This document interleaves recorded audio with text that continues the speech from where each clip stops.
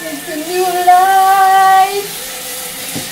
Come, come, come, come, come. Come when you shine your tears.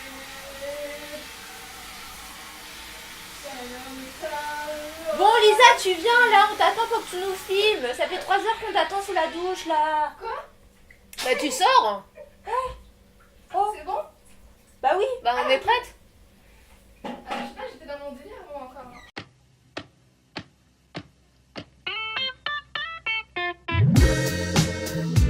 Alors bonjour à tous, alors aujourd'hui on vous retrouve pour une critique un peu différente de ce qu'on peut faire d'habitude parce que cette fois ce sera une critique sur le théâtre. Donc voilà, donc aujourd'hui c'est une critique sur le portrait Nina Simone de David Lescaut. Qu'on a pu voir à la fac, puisque la comédie de Caen s'est déplacée jusque dans l'université pour nous présenter ce spectacle. Et c'était bien sympa. Ouais. Il y a eu beaucoup de monde à venir d'ailleurs. Il y a avait des gens qui beaucoup ont trop de été monde, refoulés. en fait. Les gens étaient assis par terre dans les marches parce qu'il n'y avait pas assez de place pour tout le monde. C'était Bah, assez tant mieux, dingue. on sait que ça a bien marché. Alors en gros, David Lescaut, c'est un metteur en scène donc, qui est encore vivant et qui marche pas mal, en tout cas qui est affilié à la Comédie de Caen pour pas mal de créations pour la saison à venir. Voilà, qui a pas mal fait de théâtre documentaire. Oui. Euh, Dans les glaciers, les glaciers Randans. rondants. Et cette année, donc, il fait le portrait Nina Simone. Ensuite, il va faire La chose commune, voilà. Et j'ai vu que c'était lui aussi qui avait fait, je crois, la mise en scène de La Flûte enchantée de Mozart au théâtre de Caen. Oui, Il me exact. semble. Donc c'est pas rien. C'est clair. Donc, sur scène, nous retrouvons David Lescaut, qui accompagne Ludmila Dabo pour justement ce portrait. Donc David Lescaut, très bon musicien, aussi qu'on retrouve. Alors, c'est assez génial d'ailleurs comment commence ce portrait. Ils arrivent sur scène, c'est le C'est noir, noir. ils s'assoient, Il n'y a pas de lumière, il n'y a pas de musique. c'est ça, rien, et on attend. Et dès qu'ils entrent sur scène, en fait, on sent la présence de la musique parce qu'ils commencent direct à faire de la rythmique, en fait. C'est ça, directement ça commence a cappella, enfin il tape les mesures et puis petit à petit il y a le truc qui monte, Ludmilla commence à chanter Et là, tu te dis waouh. C'est clair. Tu sais que le spectacle va être oufissime, quoi. T'as hâte de voir la suite. C'est ça, et puis après ça se poursuit jusqu'au bout, t'as pas un moment de relâche vraiment. De début jusqu'à la fin, en fait, t'es capté par le spectacle, tu t'ennuies pas, tu veux vraiment savoir ce qui se passe. Pourtant, c'est pas un spectacle avec une intrigue forte et tout, parce que au final, c'est le portrait de Nina Simone, donc presque tout le monde connaît Nina Simone, tout le monde sait les luttes qu'elle a eues, donc on sait à quoi s'attendre, on sait que la musique Feeling Good va arriver parce que c'est la plus connue qu'elle a faite et tout, mais on s'ennuie pas, même si on sait ce qui va arriver, on s'ennuie pas. Malgré qu'à des moments, quand même, on est surpris. C'est clair.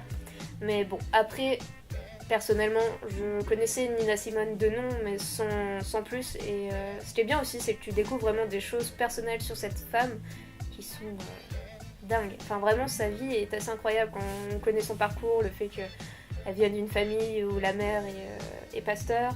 Donc voilà, le fait qu'il y ait énormément de choses qu'on apprenne sur elle et toute son évolution, et on suit sa vie, mais on suit aussi son évolution dans la musique.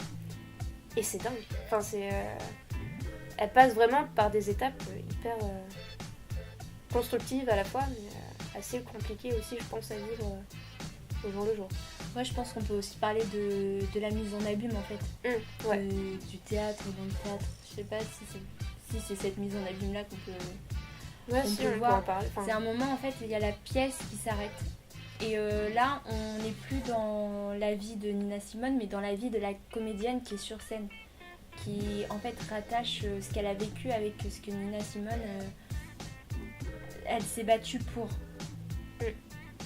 Et je trouvais ça hyper intéressant parce que c'est vrai que c'est pas des questions qu'on se pose, et là, elle nous a vraiment ouvert l'esprit sur des problèmes qui se sont passés, ouais, c'est clair. Mais le qui fait, peuvent se passer et qui se sont passés, quoi. Le fait aussi de toujours, enfin voilà, lui Nina du coup parle, raconte son parcours au conservatoire et toujours en utilisant quand même Nina Simone. Enfin Nina Simone reste toujours quand même dans le sujet, enfin dans le propos de ce qui est raconté.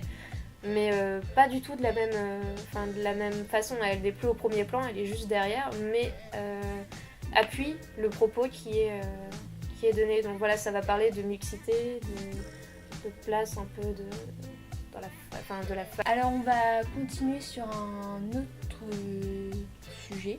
Enfin, non, c'est le même sujet, mais sur autre chose. La scénographie. Parce que vu que c'est dans un amphithéâtre en fait que la pièce a été jouée, la scénographie est plutôt très simple.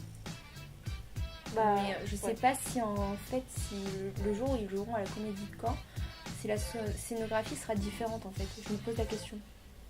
Et en même temps, est-ce qu'il y a besoin d'avoir plus ? Il n'y a pas besoin d'avoir la même chose. Parce que ce qui compte vraiment, c'est ce qui est raconté et t'as pas besoin d'un cadre précis pour parler de ça en vrai. Donc, oui, c'est vrai. Ça peut être, c'est ça qui est bien aussi, c'est que ce portrait peut être transporté n'importe où. Enfin, là, dans un amphithéâtre, sur une scène de théâtre bien précis, mais ça pourrait être sur une place, dans une salle de cours, ou dans la rue, dans une bibliothèque, n'importe où. Tout est fait pour que ce soit ergonomique en fait, donc les chaises qui roulent. Et beaucoup aussi, il y a un moment que j'ai bien aimé, c'est en fait la couleur, c'est la lumière. À un moment c'est orange, rouge et tout, et sur la chanteuse quand elle monte sur l'estrade et tout, je trouve ça absolument magnifique, ça montre vraiment une ambiance assez jazzy, cabaret, enfin pas cabaret mais club de jazz à New York, tout ça, donc je trouve que la couleur est très importante aussi, la lumière en fait. Oui, il y a un travail de lumière dans ce spectacle. En fait ça remplace la scénographie qui est très simple. En fait on vous conseille énormément d'aller voir ce spectacle. Et on voudrait tellement vous dire ce qui se passe à la fin parce que c'est tellement extraordinaire et qu'on avait tellement le smile à la patate et que je trouvais que c'était très bien joué à la fin de ce spectacle, mais on peut rien vous dire parce que ça, en fait, ça serait vous gâcher toute la surprise. Toute la surprise, toute l'essence en fait de tout ce qui a été raconté. Je pense que c'est une petite révolution finale absolument incroyable. La morale quand même, on peut le dire, c'est un peu suivez vos rêves jusqu'au bout. Et il y a des chances pour que ça marche. Soyez pas cantonné à une chose. C'est clair. Vous pouvez tout faire et c'est pas parce que vous êtes comme ça que vous pouvez pas faire autre chose et que l'autre est comme ça qu'elle peut pas faire ce qu'il veut. Tout le monde peut faire tout ce qu'il veut. Faut juste le vouloir. Voilà. Allez voir ce spectacle, c'est très important, c'est génial. Ah voilà. Donc le spectacle passe le 29 et le 30 janvier à la Comédie de Caen. Donc allez-y. Voilà.